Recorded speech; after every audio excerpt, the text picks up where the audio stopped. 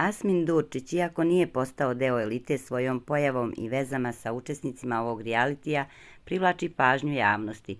Posebno je interesantan njegova ljubav prema Staniji Dobrojević i netrpeljivost prema bivšoj partnerki Aneli Ahmić, sa kojom ima dete.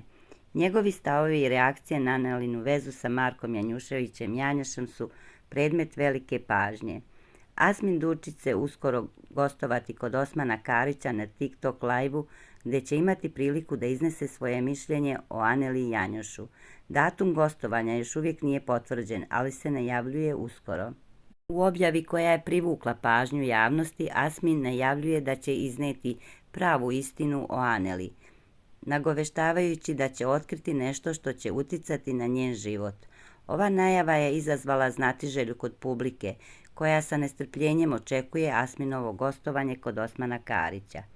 U objavi se spominje i to da dok Aneli uživa sa Janjošem, Asmin se provodi na plaži, što je potvrdio da se ipak pomirio sa Stanijom Dobrojević, zbog čega se povukao iz medija i sa društvenih mreža, što je bio njen uslov za pomirenje.